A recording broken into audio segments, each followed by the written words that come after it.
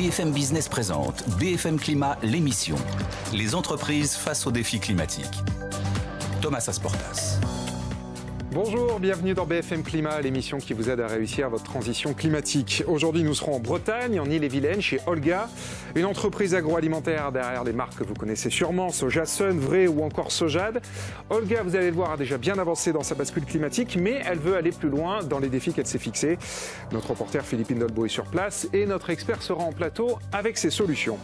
Puis nous parlerons micromécanique dans la deuxième partie de l'émission, mécanique de précision pour l'automobile, l'aéronautique et l'industrie en général, avec deux dirigeants qui bousculent leur modèle d'affaires pour produire plus vert, Céline Gris de Gris Group et Thierry Biziot de Krila.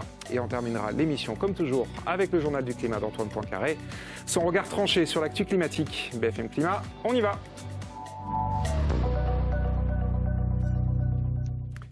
Et on part donc, je vous le disais, en Bretagne, aujourd'hui, en Ille-et-Vilaine, chez Olga, une entreprise agroalimentaire derrière des marques que vous connaissez très probablement, Sojasun, Vrai, Sojad. Olga a déjà bien avancé dans sa bascule climatique, mais elle veut continuer à avancer dans sa décarbonation et dans l'économie de ressources. Philippe Hindolbeau est sur place avec les équipes d'Olga. Notre premier défi en termes de décarbonation, c'est la transition de l'amont agricole. Et la première réponse, c'est la végétalisation de l'offre.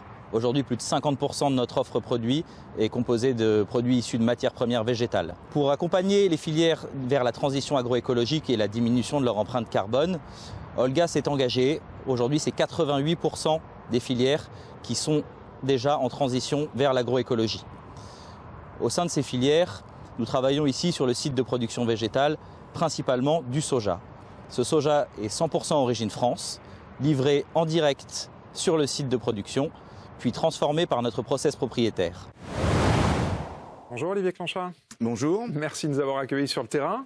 Dans votre site de Châteaubourg en Bretagne, vous êtes le président d'Olga et vous nous avez rejoint en plateau pour qu'on vous aide à avancer notamment sur ce défi. Et c'est Corentin Biardot du Shift Project qui est avec nous aujourd'hui. Bonjour Corentin. Bonjour Thomas. Merci d'être là. On rentre dans le vif du sujet Corentin. On l'a vu, on l'a entendu, il y a deux sujets autour de cette décarbonation des matières premières. Il y a végétaliser nos assiettes, donc agir auprès de nous les consommateurs, et développer l'agroécologie auprès des fournisseurs. Quel conseil vous pouvez donner Olivier pour qu'il avance sur ces deux sujets? Alors effectivement sur la partie amont agricole, en fait les quatre grands enjeux, j'élargis un petit peu volontairement, c'est la dimension énergétique, le gasoil sur les fermes, c'est l'engrais, les engrais azotés dont l'agriculture est très dépendante, c'est le méthane des animaux, et notamment des bovins qui permettent de faire du lait. Et il y a un quatrième levier, c'est le stockage de carbone. Et pour ça, en fait, il faut notamment garder les prairies et donc garder quand même une part d'animaux. Et donc il y a un équilibre à trouver entre la végétalisation de l'assiette et le maintien d'une agriculture durable à ce niveau. Et en fait, on sait qu'aujourd'hui, les principaux drivers de cette évolution qui permettent cette transition agroécologique, c'est notamment lié au volet économique en fait.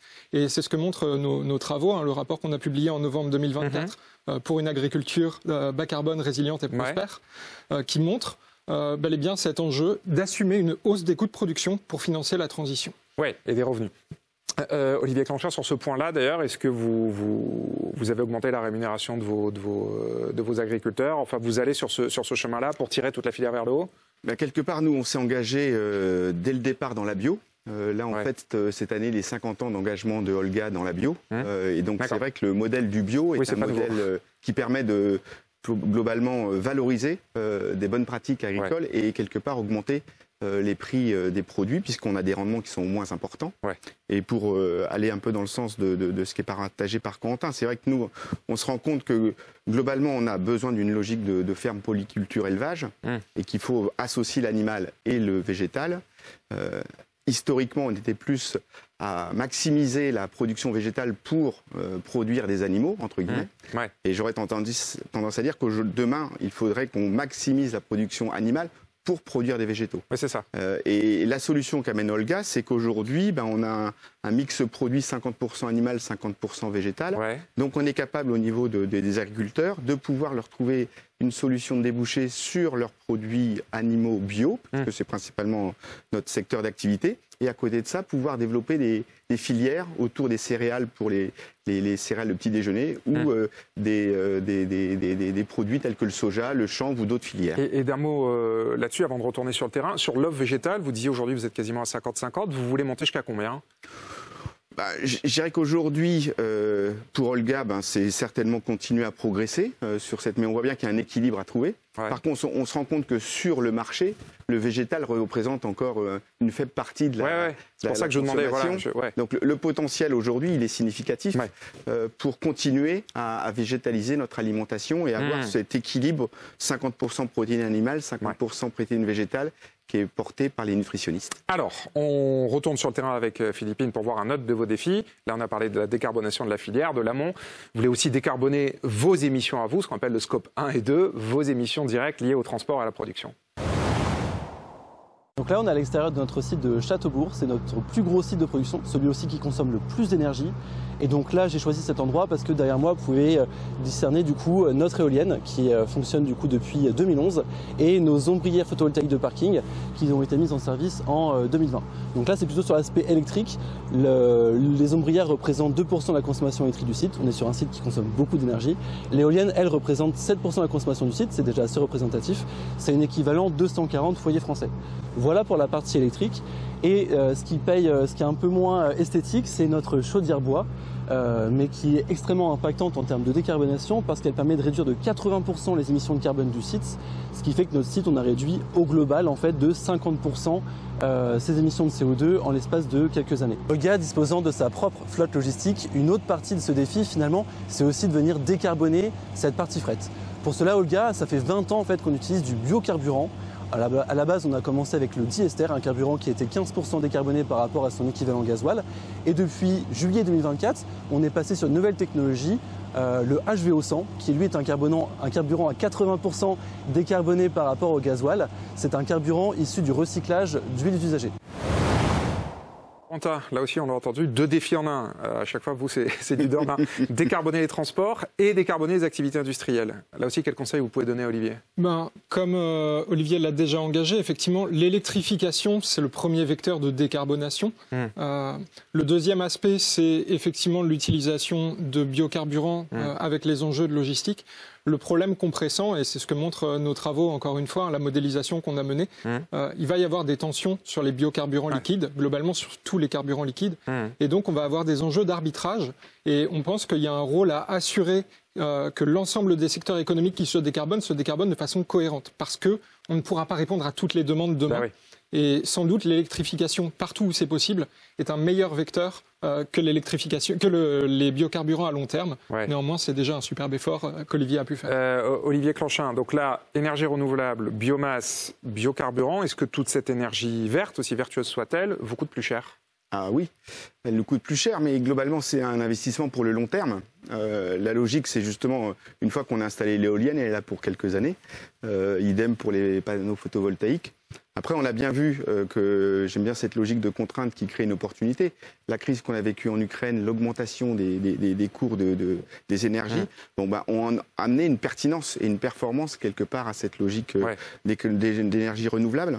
Et donc, après, je pense que la meilleure des énergies, c'est celle qu'on ne consomme pas. Oui, il y a ça aussi, bien sûr. C'est de quelle manière aussi on amène une efficience au niveau de nos équipements.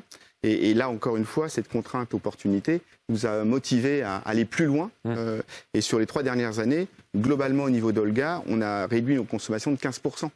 Donc après, on a 20% aujourd'hui de notre énergie qui est de l'énergie renouvelable, produite par nous-mêmes. Voilà, donc on est sur le chemin.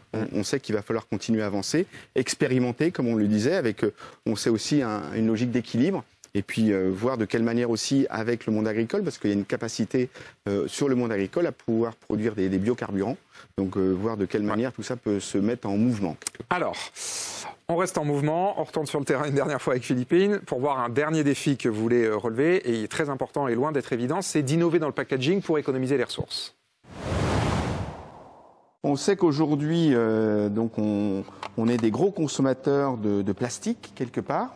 et c'est vrai que nos produits, alors on peut faire des gros pots, mais on fait aussi des petits pots, et qu'il y a un sujet justement sur ces emballages, de quelle manière on puisse aller vers des emballages plus vertueux. Donc on travaille sur des solutions biosourcées et aussi on travaille sur, je dirais, la réutilisation. Et donc aujourd'hui, on a pu développer en avant-première un produit où à l'intérieur, en fait, on a un carton qui rigidifie le plastique pour mettre moins de plastique. Et donc aujourd'hui, on est capable de faire du plastique, donc c'est du PP, et c'est recyclé. 50% de ce pot a été fait à partir de plastique recyclé. Donc on est vraiment dans cette dynamique de réduire le plastique déjà avec le carton autour, mais aussi recycler le plus possible la matière première plastique au niveau de ces produits. Alors Corentin, il nous reste moins de 2 minutes. Là aussi, vos conseils très pratiques, très concrets, Olivier, pour qu'il puisse avancer sur ces questions d'emballage et de packaging. Alors, quand on parle de déchets, en général, la règle, c'est les 3 R. Olivier en a cité 2, il y a réduire. Ensuite vient l'idée de réutiliser, qui n'a pas encore été évoquée, puis recycler les déchets finaux. Alors, on sait que les déchets pour les ménages, ça représente entre 20 et 30%. Le reste étant constitué des déchets industriels, des emballages industriels. Mais la spécificité des déchets des ménages, c'est qu'ils sont les plus éparpillés et donc les plus difficiles à recollecter, revaloriser.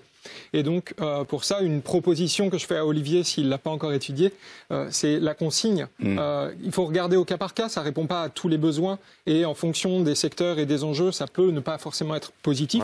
Mais en tout cas, dans ce qui a été évoqué, c'est le levier qui manque si on voulait rajouter quelque chose. Alors, Olivier Clanchin, vous réfléchissez à cette question de consigne. On en parlait avant l'émission, mais vous me disiez, je n'ai pas la réponse toute faite, parce que je ne sais pas si je dois faire de la consigne localement, en national, si c'est plus loin, du coup, il y a les émissions carbone liées au transport. Enfin, c'est une question en elle-même aussi assez compliquée à résoudre. Exactement. Et là aussi, je pense qu'il faut vraiment avoir beaucoup d'humilité vis-à-vis de cette problématique.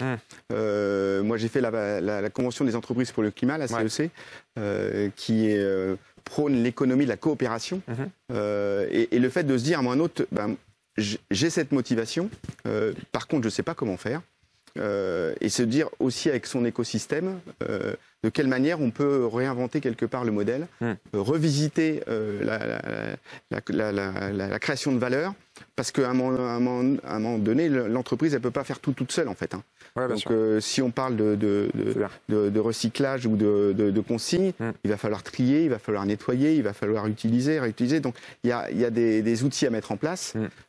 Et je pense que c'est une vraie opportunité pour qu'un territoire, un bassin de vie, puisse s'en emparer et que collectivement on porte ce projet. Bon, eh bien, vous reviendrez nous en parler, nous dire comment est-ce qu'on avance sur ces sujets-là. Merci infiniment à tous les deux. Corentin Biardeau du Shift Project, Olivier Clanchin de l'entreprise Olga. Allez, on a parlé agroalimentaire, on va parler micromécanique et industrie à présent.